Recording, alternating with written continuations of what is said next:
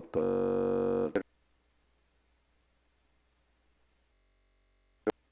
우리의 삶은 오늘 여기 말씀처럼 지혜롭게 예수께서 마지막에 지혜 있게 대답함을 보시고 그랬어요. 지혜 있게 대답했다는 것은 이렇게 성령의 말씀, 성령의 음성을 듣고 따라서 이렇게 말씀을 했다는 거예요. 그래서 그걸 본 거예요. 예수님께서 우리가 살아가면서 매일매일 성령의 음성에 귀를 꼭 기울여야 할 줄로 믿습니다. 성령의 음성에 꼭 귀를 기울여요.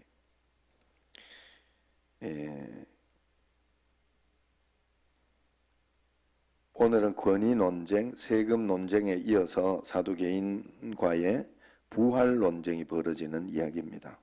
이 논쟁을 통해 예수님은 부활에 대한 사람들의 무지와 오해를 드러내는 거예요. 여러분, 우리는 부활을 믿는 거잖아요. 그런데 사람들은 그걸 안 믿잖아요. 그럴 리가 없다고 생각하고 그렇게 해요. 그렇다고 우리는 사람들이 다수가 이야기하는 걸 믿는 게 아니에요. 우리는 하나님 앞에서 우리가 믿는 건 다른 믿음이에요. 하나님 앞에. 그래서 성경에 있는 어떤 이 말씀대로 이렇게 우리가 잘 믿도록 해야 될 것입니다. 자, 그런데 예수님은 어떤 분이시냐? 32절 34절에 보면 율법의 정신을 정확하게 이해하고 있는 서기관은 또 칭찬을 하는 거예요. 서기관이라고 다 이렇게 나쁘다 그렇게 하지 않는다 이 말이에요. 종교 지도자들은 예수님과 적대적인 위치에 있었지만은 한 서기관은 예수님의 가르침을 듣고 옳다 인정을 합니다. 성경대로 맞다 그렇게 인정을 해요. 예수님도 그를 칭찬하시면서 하나님 나라에 멀지 않다고 말씀하십니다. 우리에게도 누구나 자기 논리나 진영 논리를 가지고 있다는 굉장히 위험한 거예요. 그것을 벗어나서 옳은 것은 옳다, 겸허히 인정하는 자세. 지금 사실 우리에게도 이 자세가 필요하다는 거예요. 사실 어제 같은 경우에 사실은 어제도 오고 그저께도 오고 그래 지난번에 왔던 분들에게도 이렇게 잘 하고 해드리고 또 어제 왔는데 별로 인상이 안 좋더라고. 그래 그분들은 한번 반대로 생각해봐요. 그렇지 않게 안 믿는 입장에서 믿는 입장이라면 이렇게 믿는 입장인데 내가 직원이다 그러면 교회 가서 예배 드리지 않을까? 이걸 이렇게 점검한다는 명목을 일부러 가지고 예배 드리지 않을까 싶은데 안 믿는 사람 입장에서는 얼마나 힘들겠어. 그 생각해줘야지 사실은 안 그래요? 수당은 더 받겠죠? 설마? 국가에서 그거 안 주겠어? 일 더 시켰는데. 그런데 그런 거를 보고 그런데 사실은 우리 입장에서는 보면 그 사람이 정부를 대표하는 것처럼 그렇게 보인단 말이에요. 그래서 어떨 때 말할 때도 좀 퉁명스럽게 할 수 있고 그럴 수 있는데 그래서는 안 되겠지요. 우리가 하나님 앞에서 그 사람들이 뭔 죄가 있겠어요. 그래서 그런 가운데 있으면 그분들하고는 잘 또 공유하고 공조하고 우리가 또 필요하게 해줘야 할 것은 잘 해주고 그러면서 이렇게 해야 되겠죠. 그런 부분에 있어서 우리가 오해하고 그런 부분에 있어서 우리가 잘못 생각하면 안 된다는 거예요. 우리 여기에도 어떤 교단은 한번 여기에서 한번 싸우겠다 하는 그런 교단도 있더라고요. 이 남동구 기독교 연합회를 가보니까 우리 교단은 좀 그렇게 하기로 결의했다 그러면서 이야기를 하고 하는 게 있는데 그 목사님이 지금 남동 기독교 연합회 인천교회 목사님이잖아요. 목사님이 그렇게 이야기를 해요. 여기도 정부도 공무원들도 힘들다고 하더라고. 자기도 보기에. 왜냐하면 아침에 한 4시간씩 그냥 서로 저걸 한다는 화상회의를 한다는 거예요. 처음에는 총리하고 같이 전체 화상회의를 한대요. 컴퓨터하고 해가지고 화상회의를 하고, 그리고 총리가 싹 나가고 나면 또 그 다음 따까리가 서가지고 또 한번 또 한번 조지기 시작한다. 진짜로. 그러니까 남동구청장 정도 되면 뭐 안구도 아니지 뭐. 계속 치이고. 그래서 뭔가 이렇게 성과를 보여주고 뭔가를 이렇게 해야 되는데, 예?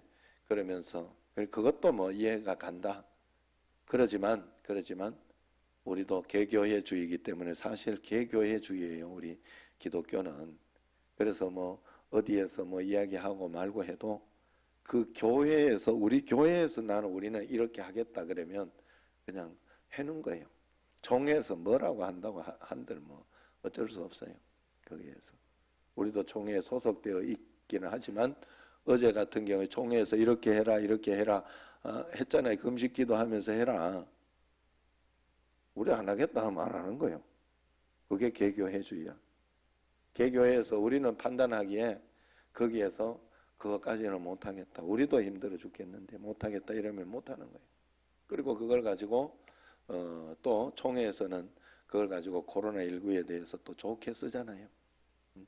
그리고 우리가 총회에 보낼 수도 있고 개교회적으로 판단해서 생각하는 그런 개척교회나 거기에 보낼 수도 있고 그렇게 하는 거죠. 자, 어쨌든 예수님은 서기관이라고 다 까그리 이렇게 나쁘다, 너 정말 나쁘다 그러지 않았다는 거예요. 여기에서 믿음의 가능성을 보고 바르게 판단했다라고 이야기를 해줬다는 사실을 알아야 됩니다.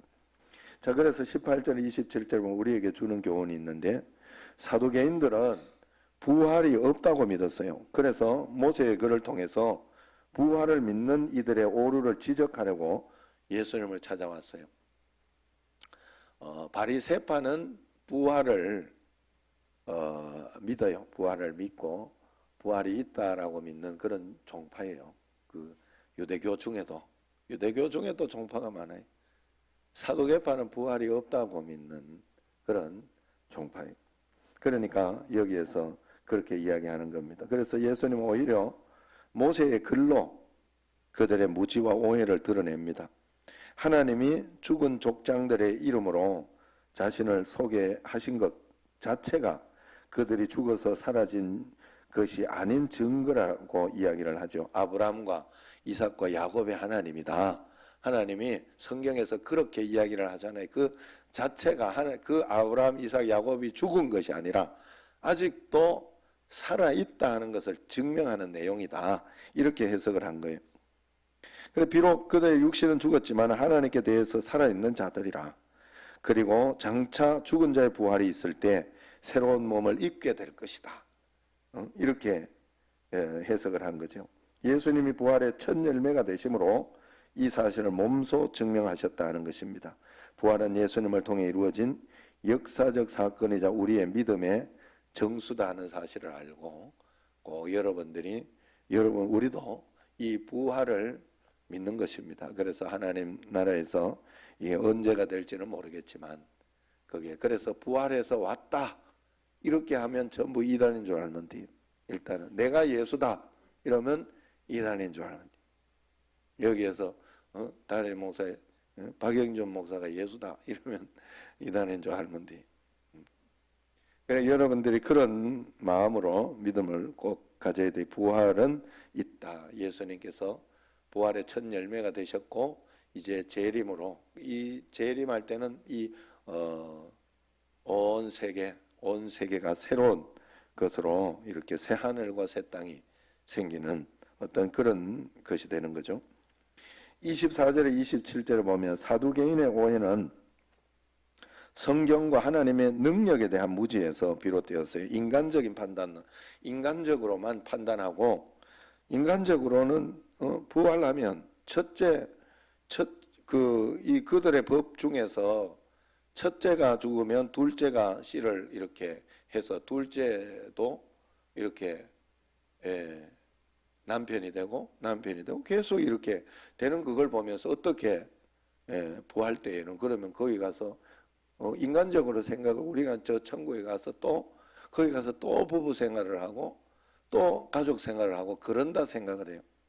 그렇지는 않다고 이야기하는 거예요. 부활에 대해서, 부활의 생명에 대해서는 새로운 영원한 생명에 가가지고 그 남편 다시 만나가지고 막 그러면은 끔찍할 수도 있지 않나? 어떻게 보면. 그러니까 그 뭔지는 모르지만 새 생명에는 다른 우리가 그래 영원히 기뻐할 수 있는 그런 생명이 있다는 것을 여러분들이 알아야 돼요. 그래서 거기에 대해서 이야기를 해주는 것입니다. 그러면서 죽은 자를 살리는 하나님의 능력을 그들은 보기보다 죽은 자가 살아날 수 없다는 자신의 신념을 더 믿고 있는 것이죠. 우리도 전제와 편견을 가진 부족한 존재임을 늘 인정하면서 겸손한 태도로 하나님의 말씀 가운데에서 우리가 살아갈 수 있도록, 그래서 꼭 우리가 하나님 앞에서 그런 마음으로 살아갈 수 있도록 해야 되겠다 하는 것입니다.